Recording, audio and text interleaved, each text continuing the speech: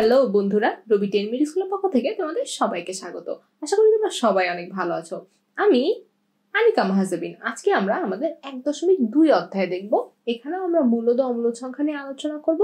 এর আগের অধ্যায়ে আমরা স্বাভাবিক সংখ্যার বর্গমূল দেখেছিলাম। এই অধ্যায়ে আমরা দশমিক সংখ্যার বর্গমূল দেখব প্রথমে। তাহলে চলো শুরু করি।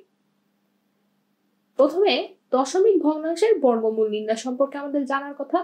তো দশমিক ভগ্নাংশের একটি জিনিস আমাদের যেটা জানতে হবে যে কয়টি অংশ থাকে। দশমিক ভগ্নাংশে সাধারণত দুইটি অংশ থাকে।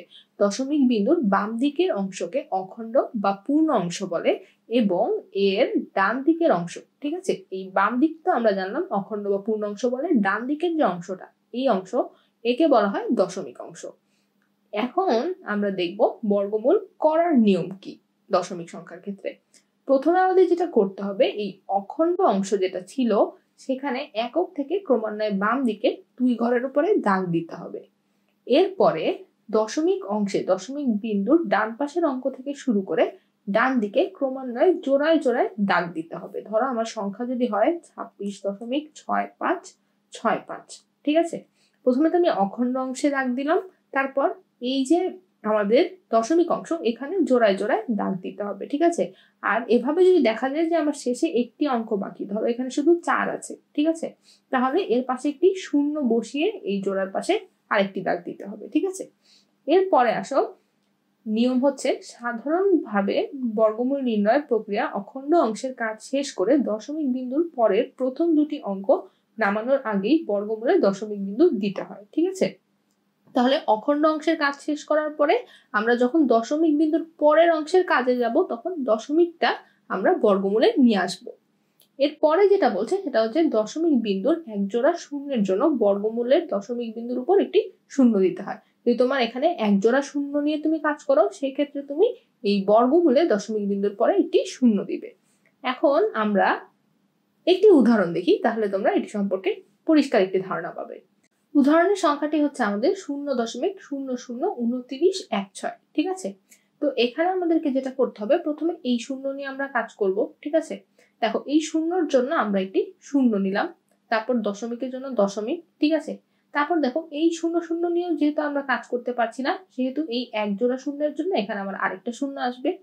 এরপরে দেখো এই 29-এর জন্য আমরা কোন সংখ্যাটি নিব, ঠিক আছে। এই 29-এর জন্য দেখো আমরা যদি 6 নেই, 6 গুণ 6 হয়ে যায় কত, 36, ঠিক আছে। তাহলে আমাদের 29-এর থেকে কম হবে কোনটার বর্গ, 5-এর বর্গ, সেই জন্য আমরা 5 নিলাম, ঠিক আছে। এখানে আসলো আমার 25, আর এখানে আমার এই 5-এর দ্বিগুণ আসবে অর্থাৎ 10, ঠিক আছে। এখন দেখো এই 29 থেকে 25 বিয়োগ করলে আমরা কত পাই, বিয়োগ করলে আমরা পাই 4। এই 4-এর সাথে আমাদের এই 16 চলে আসবে, ঠিক আছে, এই জোড়াটা। এখন দেখো 416, আর এখানে ছিল আমাদের 10। এখন এই 10-এর সাথে এমন একটি সংখ্যা আনতে হবে যেটিকে ওই সংখ্যা দ্বারা গুণ করলে, ঠিক আছে, ওটি আনার পর যে সংখ্যাটি হবে সেটি দ্বারা গুণ করলে এমন একটি সংখ্যা আমরা পাবো যেটি 416-র বেশি হবে না, ঠিক আছে। 416 ছোট বা 416 সমান হবে। ধরো আমরা যদি এখানে আনতাম 103, ঠিক আছে, তাহলে 103 দিয়ে তুমি গুণ করো, 3 গুণ 3 9, 3 0 0, 3 অক্ষে 3, এখানে থাকবে হচ্ছে আমার 309। এখন দেখো 309 416 থেকে ছোট, কিন্তু আমরা 4 দিয়েও দেখতে পারি যে 4 দিয়ে এখানে তো মিলেও যেতে পারে। এখন তুমি যদি 104 দিয়ে গুণটা দেখো, তাহলে 104 দিয়ে গুণ করলে তুমি পাবে 416, যেটা মিলে যাচ্ছে, সেজন্য আমরা এখানে 104 নিয়েছি। 105 যদি তুমি নাও তাহলে 105 কে তুমি 5 দিয়ে গুণ করলে এই 416 থেকে বেশি সংখ্যা পাবে, ঠিক আছে, 416 থেকে বড় সংখ্যা পাবে। এই জন্য আমরা 5 নিয়ে এখানে দিলাম হচ্ছে 4। তাহলে এই 4 আমার বর্গমূলেও আসবে, তাহলে আমার বর্গমূল কি দাঁড়ালো, 0.054। তো আশা করি দশমিকের বর্গমূলটা তোমরা বুঝতে পারলে। এখন আসো আমরা বর্গমূলের আসন্ন মান নির্ণয় সম্পর্কে দেখি। যদি আমাদেরকে 3 দশমিক স্থান পর্যন্ত বর্গমূল নির্ণয় করতে বলে তাহলে আমাদের দশমিক বিন্দুর পরে কমপক্ষে 4টি অঙ্ক নিতে হয়, ঠিক আছে। তো এটা আমরা কেন নেই, সেই ক্ষেত্রে আমরা আসন্ন মানের একটি অঙ্ক দেখলেই বুঝতে পারবো। উদাহরণ 3 দেখো, এখানে আমাদের বলছে যে 9.253-এর বর্গমূল 3 দশমিক স্থান পর্যন্ত আসন্ন মান নির্ণয় করো, ঠিক আছে। এখানে দেখো আমাদের বর্গমূল আমরা 4 ঘর পর্যন্ত নিয়েছি দশমিকের পরে। এখন আমরা 4 ঘর পর্যন্ত কেন নিব সেটা আমরা পরে আসি। প্রথমে আমরা এই বর্গমূল নির্ণয় করাটা দেখি। এখানে দেখো আমাদের প্রথম সংখ্যা হচ্ছে 9, তাই না। তো এই 9-এর জন্য আমরা প্রথমে নিলাম কি 3, ঠিক আছে। তো এই 3-এর দ্বিগুণ এখানে আসবে আমার 6, ঠিক আছে। এখন আমার এই পরের জোড়াটা আসলো 25। এখন দেখো এই এক জোড়া 25 আর এখানে 6, 6-এর পাশে যদি আমি অন্য কোনো সংখ্যা এনে গুণ করি তাহলে 25 থেকে বড় হয়ে যায়, সেজন্য আমাদের আরেকটা জোড়া নামাতে হবে। সেই জন্য আমরা একটা শূন্য দিয়ে নিলাম, এখানেও শূন্য এখানেও শূন্য। এরপর দেখো 2530, 2530-এর কাছাকাছি কোনো সংখ্যা আনতে হলে আমার এই 60-এর পাশে 4 আনতে হবে। ঠিক আছে, এই 604-কে 4 দিয়ে গুণ করলে আমরা পাই হচ্ছে 2416। ঠিক আছে, এটা বিয়োগ করলে আমরা পাই 114। এরপর আমরা আরেক জোড়া শূন্য আনলাম। এখন দেখো আমাদের এই যে এখানে কত আছে, এখানে আছে হচ্ছে 304, এটার দ্বিগুণ আমার এখানে চলে আসবে, সেটা হচ্ছে 608।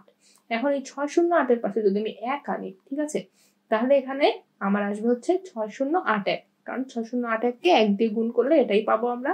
তারপর আমরা বিয়োগ করলে কত পাচ্ছি, 5319। এটার পাশে আমরা এই শেষ জোড়া শূন্য শূন্য নিয়ে আসবো। এখন দেখো এই 3041 এর দ্বিগুণ এখানে আসবে 6082, এর পাশে আমরা নিয়ে আসবো কত, 8। ঠিক আছে, এই 6082-8-কে 8 দিয়ে গুণ করলে আমরা পাই 486624। এদের ভাগশেষ আমার থেকে যায় হচ্ছে 45276, এই সংখ্যাটি। এখন দেখো আমরা আমাদের বর্গমূল পেলাম কত, 3.0418। এখন আমাকে আসন্ন মান নির্ণয় করতে বলছে 3 দশমিক পর্যন্ত। আসন্ন মান নির্ণয়ের ক্ষেত্রে তোমাকে যে সংখ্যা পর্যন্ত আসন্ন মান নির্ণয় করতে বলবে তার এক সংখ্যা বেশি নির্ণয় করতে হয়, তাই না? এখন দেখো কেন করতে হয় সেটা। তো এই সংখ্যাটির পরে যে সংখ্যাটি থাকবে সেটি যদি 5-এর বেশি হয়, ঠিক আছে, 5-এর বেশি হয় তাহলে আমরা এই আগের সংখ্যাটির সাথে 1 যোগ করব। আর যদি 5-এর কম হয় তাহলে কোনো কিছু যোগ হবে না। ঠিক আছে, এখানে যদি 8 না হয়ে মনে করো 4 হতো বা 3 হতো, ঠিক আছে, তাহলে আমরা এখানে এই 1-এর সাথে কিছু যোগ করতাম না। 3.04 একই হতো আমার আসন্ন মান। ঠিক আছে, কিন্তু এখানে যদি 5, 6, 7, 8 অর্থাৎ 5-এর বেশি হয়, ঠিক আছে, সেক্ষেত্রে আমার এই 1-এর সাথে আরেক যোগ হবে, আমার আসন্ন মান হবে কত, 3.042। এখানে দেখো আমার এই নির্ণয় বর্গমূল আসছে কত, 3.042। তো এই বর্গমূল নির্ণয়ের প্রক্রিয়া একটু জটিল। তো তোমাদের যেহেতু ক্যালকুলেটর ব্যবহার করা সম্ভব, সেহেতু তোমরা ক্যালকুলেটর ব্যবহার করে প্রথমে বর্গমূলটা বের করে নিয়ে তারপরে কিন্তু এই পদ্ধতিগুলো করতে পারো। ঠিক আছে, তুমি যদি জানো এখানে 60-এর পাশে কত আনতে হবে, ঠিক আছে, তুমি বর্গমূল আগে থেকে বের করে রাখলে জানবে যে এখানে 4। এটা একটা 2 নম্বরই পদ্ধতি, বাট তোমাদের এটা জানা থাকা উচিত, কারণ অনেক সময় পরীক্ষায় এই জিনিসগুলো মনে নাও আসতে পারে। তো তুমি যদি জানো যে এখানে আমার 4 আনতে হবে, তাহলে তুমি 60-এর পাশে 4 নিয়ে আসলে, নিয়ে এসে তারপরে অঙ্কগুলো করলে। তো তোমরা ক্যালকুলেটরে এই বর্গমূলটা বের করে নিয়ে তারপরে এই পদ্ধতিতে আঁকানোর চেষ্টা করবে। ঠিক আছে, তাহলে তোমাদের ভুল হওয়ার সম্ভাবনা অনেক কম থাকবে। এরপরে আসো আমরা দেখি যে পূর্ণবর্গ ভগ্নাংশ কি জিনিস। এখানে দেখো 50/32-কে লঘিষ্ঠ আকারে আমরা কি লিখতে পারি, দেখো উভয় পক্ষে যদি আমরা 2 দিয়ে ভাগ দেই তাহলে লিখতে পারি 25/16। এই 25/16 এর লব হচ্ছে 25, একটি পূর্ণবর্গ সংখ্যা, হর 16, এটিও একটি পূর্ণবর্গ সংখ্যা। সুতরাং কি 25/16 একটি পূর্ণবর্গ ভগ্নাংশ, অর্থাৎ যেই ভগ্নাংশের হর ও লব উভয় পূর্ণবর্গ সেটি একটি পূর্ণবর্গ ভগ্নাংশ। এখন দেখো কোনো ভগ্নাংশের লব ও হর যদি পূর্ণবর্গ সংখ্যা হয়, অর্থাৎ ওই ভগ্নাংশকে লঘিষ্ঠ আকারে পরিণত করলে যদি তার লব ও হর পূর্ণবর্গ সংখ্যা হয়, সেই ক্ষেত্রে ওই ভগ্নাংশকে পূর্ণবর্গ ভগ্নাংশ বলা হয়। এরপরে আসো আমরা একটি অঙ্ক দেখি, উদাহরণ 5। এখানে আমাদের বলছে যে 64/81 এর বর্গমূল নির্ণয় করো। তো প্রথমে আমরা কি করব, এর লব যেটা, ঠিক আছে, 64, এর বর্গমূল নির্ণয় করব, যেটা আসে হচ্ছে আমার 8। এবং এর হর দেখো, এর বর্গমূল আমরা নির্ণয় করব, অর্থাৎ 81-র বর্গমূল আসে হচ্ছে আমার 9। সুতরাং আমাদের এই 64/81-র বর্গমূল কত হবে বলতো, 8/9। তো এটা একটা সহজ অঙ্ক। এরপরে দেখো 2 সমস্ত 8/15-এর বর্গমূল নির্ণয় করতে হবে।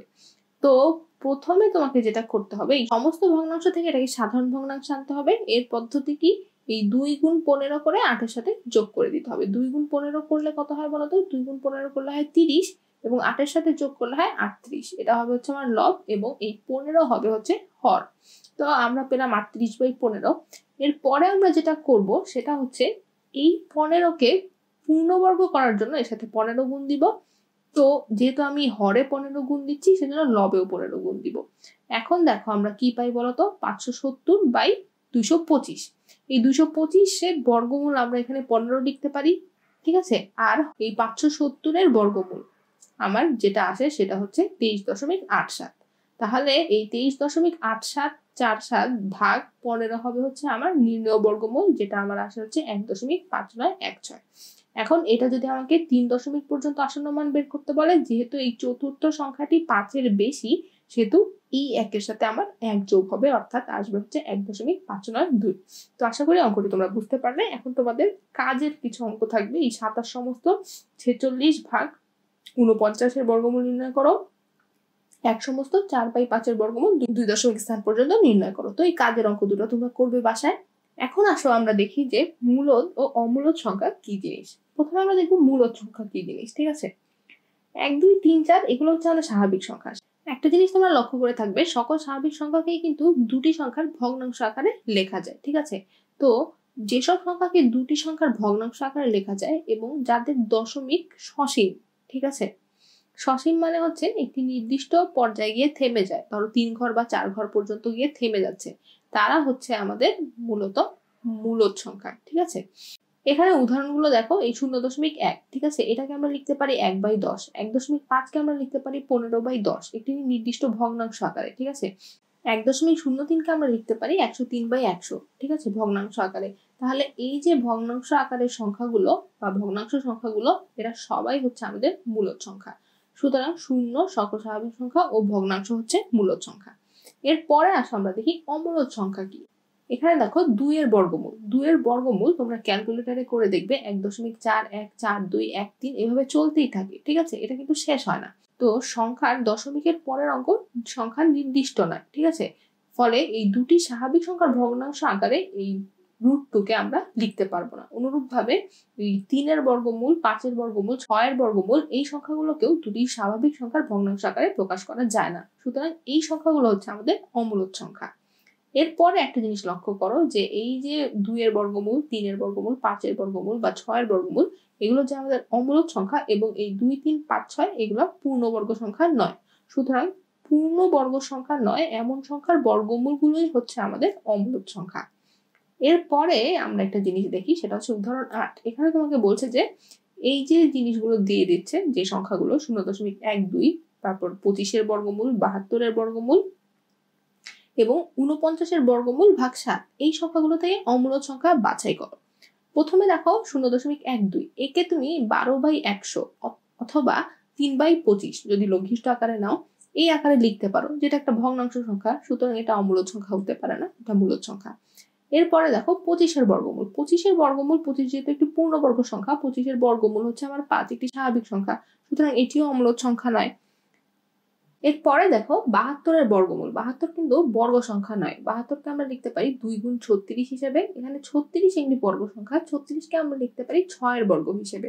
তাও দেখো আমাদের সংখ্যাটি দাঁড়ায় 6 গুণ 2 এর বর্গমূল। এখন এখানে দেখো আমাদের 6 একটি স্বাভাবিক সংখ্যা, কিন্তু 2 এর বর্গমূল একটি অমূলদ সংখ্যা। অমূলদ সংখ্যার সাথে যদি তুমি স্বাভাবিক সংখ্যা গুণ করো, তাহলে সবসময় অমূলদ সংখ্যাই হবে। সুতরাং এই 6 গুণ 2 এর বর্গমূল একটি অমূলদ সংখ্যা, কারণ এটিকে আমরা ভগ্নাংশে লিখতে পারবো না। এরপরে দেখো 49 এর বর্গমূল ভাগ 7, তাই না। 49 এর বর্গমূল করলে আমরা পাই হচ্ছে 7, কারণ 49কে আমরা কি লিখতে পারি 7 গুণ 7, অর্থাৎ 7 স্কয়ার বা 7 এর বর্গ।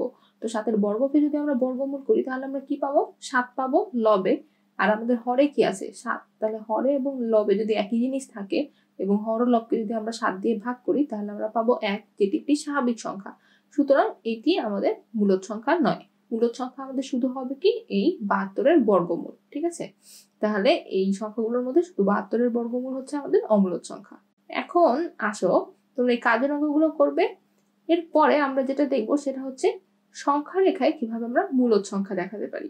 এই সংখ্যা রেখাটি দেখো, এখানে দেখো আমাদের এই যে গাঢ় চিহ্নিত অংশটা, এটা 2 এর অবস্থান নির্দেশ করছে, ঠিক আছে। 2 কিন্তু একটি মূলদ সংখ্যা।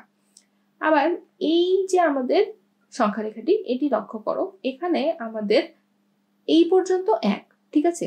এই 1 থেকে 2 এর মধ্যে আমাদের কয়টি ঘর আছে দেখো তো, 1টি, 2টি, 3টি, 4টি। এখন আমাদের কালো অংশটা হচ্ছে এই ঘরে। এই ঘরের আগ পর্যন্ত 1 এর পরে কয়টা ঘর আছে বলতো, এই 1, 2, 3, 3টা। এমনিতে এখানে আছে আমাদের মোট 4টা ঘর, 1, 2, 3, 4। এই 4টা ঘরের মধ্যে আমাদের এই কালো অংশের আগ পর্যন্ত আছে 3টা ঘর। তাহলে এইটুককে আমরা কত অংশ বলতে পারি বলতো? 3/4 বলতে পারি। 4-এর মধ্যে 3টা পর্যন্ত আছে, তাই না? এখান থেকে তাহলে আমাদের এই জায়গায় আমাদের মোট দূরত্ব হবে হচ্ছে 1 যোগ 3/4, ঠিক আছে? অর্থাৎ 1 সমস্ত 3/4 নির্দেশ করছে এটা। এরপরে আমরা অম্লত সংখ্যা দেখি সংখ্যা রেখায়, ঠিক আছে? অম্লত সংখ্যাটা ধরো আমাদের 3-এর বর্গমূল একটি অম্লত সংখ্যা, ঠিক আছে? এখন এর মান 1.732 এভাবে চলতেই থাকবে। তো আমরা যদি আসন্ন মান নেই তাহলে লিখতে পারি 1.7। এখন আমরা যেটা করব 1 ও 2 এর মাঝে 10টা সমান ভাগ করে 7 নম্বর ঘরকে চিহ্নিত করব হচ্ছে 1.7 হিসেবে, ঠিক আছে? তো এই জায়গাটা মনে করো আমাদের সেই 7 নম্বর জায়গা, অর্থাৎ এই জায়গাটা হচ্ছে আমাদের এই 1.7 পয়েন্টটা, ঠিক আছে? এটা অম্লত সংখ্যাটা কাইন্ড অফ অনেক সময় অ্যাপ্রক্সিমেট হয়ে যায়, মানে আমরা এক্সাক্ট জিনিসটা বের করতে পারি না বা আসল জিনিসটা বের করতে পারি না। তো এভাবে আমরা অম্লত সংখ্যার সংখ্যা রেখা দেখাতে পারি। এরপরে তোমাদের একটি কাজ থাকবে অন্য কিছু সংখ্যাগুলো সংখ্যা রেখায় প্রকাশ করা। এখন আমরা উদাহরণে একটি অঙ্ক দেখি, উদাহরণ 9। এখানে আমাদের বলছে যে কোনো বাগানে 1296টি আম গাছ আছে। বাগানের দৈর্ঘ্য ও প্রস্থের উভয় দিকের প্রত্যেক সারিতে সমান সংখ্যক আম গাছ থাকলে প্রত্যেক সারিতে আম গাছের সংখ্যা নির্ণয় করো। এখন আমাদের প্রত্যেক সারিতে কয়টি আম গাছ আছে সেটাই করতে হবে। তো এই ছবিটাতে দেখো, এই ছবিটাতে আমরা এই 1296টি আম গাছ দেখানো সম্ভব না। তো মনে করো আমরা একটি বিন্যাস সাজিয়েছি আম গাছের। এখানে একটা জিনিস আমরা বুঝতে পারছি যে এই দৈর্ঘ্য প্রস্থ বরাবর সারিতে সমান সংখ্যক ভাবে আম গাছ সাজানো প্রয়োজন আমাদের, ঠিক আছে? মনে করো এটা হচ্ছে আমাদের দৈর্ঘ্য, এটা হচ্ছে আমাদের প্রস্থ, ঠিক আছে? এই দুই দিক বরাবর আমাদের সমান সংখ্যক আম গাছ রাখতে হবে, যাতে হচ্ছে তোমার এই 1296টি আম গাছ এই বাগানে আমাদের হয়ে যায়। তো এই জন্য আমাদেরকে যেটা করতে হবে, এই এক সারিতে কতগুলো আছে, ঠিক আছে? তো এক সারিতে নিশ্চয়ই এর বর্গমূল পরিমাণের আছে এই 1296 এর। তাহলে আমাদের যেটা করতে হবে এর বর্গমূল নির্ণয় করতে হবে। তো বর্গমূল নির্ণয়ের প্রক্রিয়া আমি জানি, এটি একটি স্বাভাবিক সংখ্যা, তাহলে সেই পদ্ধতিতে আমরা বর্গমূল নির্ণয় করব। তো আমাদের বর্গমূল আসে হচ্ছে 36, ঠিক আছে? এই 36ই হবে হচ্ছে আমাদের আম গাছের সংখ্যা একটি সারিতে, ঠিক আছে? প্রত্যেক সারিতে। তো আশা করি অঙ্কটি তোমরা বুঝতে পারলে। এরপরে আমরা দেখব উদাহরণ 10। এখানে আমাদের বলছে যে একটি স্কাউট দলকে 9, 10 এবং 12টি সারিতে সাজানো যায়, আবার তাদের বর্গাকারেও সাজানো যায়। ওই স্কাউট দলে কমপক্ষে কতজন স্কাউট রয়েছে? এখন এই মনে করো আমাদের বিভিন্ন স্কাউট দলের সদস্য, এদেরকে বলা হচ্ছে কতটি সারিতে সাজানো যায়? 9টি, 10টি অথবা 12টি, তাই না? তো প্রথমে আমরা যেটা করব সেটা হচ্ছে এদের লসাগু নির্ণয় করব। এই 9, 10 ও 12র লসাগু আমরা পাই হচ্ছে এই 2 গুণ 2, 3 গুণ 3 গুণ 5। এখন আমাদের প্রাপ্ত লসাগুতে একটি জিনিস লক্ষ্য করো যে 5-এর কোনো জোড়া নাই। তাহলে দেখো এই লসাগুকে যদি আমাদের বর্গ সংখ্যা করতে হয় তাহলে একে 5 দ্বারা গুণ করতে হবে, ঠিক আছে? কমপক্ষে 5 দ্বারা গুণ করতে হবে, তাহলে এই লসাগু এই 9, 10 এবং 12 একটি বর্গ সংখ্যা হবে। সুতরাং আমাদের এই 5 দ্বারা গুণ করার পরে সেই বর্গ সংখ্যাটা কত দাঁড়াবে বলতো? সেই বর্গ সংখ্যা দাঁড়াবে হচ্ছে 900। সুতরাং আমাদের ওই দলে 900 জন স্কাউট রয়েছে। তো আশা করি অঙ্কটি তোমরা বুঝতে পারলে। এরপরে আমরা যেটা দেখব সেটা হচ্ছে একটি সৃজনশীল প্রশ্ন। এই সৃজনশীল প্রশ্নে কয়ে বলছে যে প্রথম সংখ্যাটি পূর্ণবর্গ সংখ্যা কিনা যুক্তি দাও। এখানে এই প্রথম সংখ্যাটি হচ্ছে এই 21952। এখন এর একক স্থানীয় অঙ্ক কি বলতো? 2। আমরা জানি যে 2, 3 বা 7 বা 8 থাকলে এগুলো পূর্ণবর্গ সংখ্যা নয়, সুতরাং এই সংখ্যাটি পূর্ণবর্গ সংখ্যা নয়। এখন ক্ষয় দেখো আমাদের বলছে যে প্রথম সংখ্যাটি যদি পূর্ণবর্গ না হয় তবে একে কোন ক্ষুদ্রতম সংখ্যা দ্বারা ভাগ করলে পূর্ণবর্গ সংখ্যা হবে। এই প্রথম সংখ্যাটির মৌলিক উৎপাদকগুলো বের করলেই তোমরা অঙ্কটি করতে পারবে। এমন অঙ্ক আমরা 1.1 দেখেছি। এই গয়ের মতো একটি অঙ্ক আমরা 1.1 উদাহরণে দেখেছিলাম হয়তো, যে দ্বিতীয় সংখ্যাটির সাথে কোন ক্ষুদ্রতম সংখ্যা যোগ করলে যোগফল একটি পূর্ণবর্গ সংখ্যা হবে। এমন অঙ্কও আমরা এই 1.1 দেখেছি, যে কোন ক্ষুদ্রতম সংখ্যা যোগ করলে যোগফল পূর্ণবর্গ সংখ্যা হবে, অথবা কোন ক্ষুদ্রতম সংখ্যা বিয়োগ করলে বিয়োগফল পূর্ণবর্গ সংখ্যা হবে, এই টাইপের অঙ্কগুলো। তো আশা করি তোমরা এই অঙ্কগুলো নিজেরা চেষ্টা করলে পারবে। এর পরের দিন আমরা এই 1.2 এর মূল অনুশীলনী শুরু করব। তাহলে ভালো থাকো, ধন্যবাদ।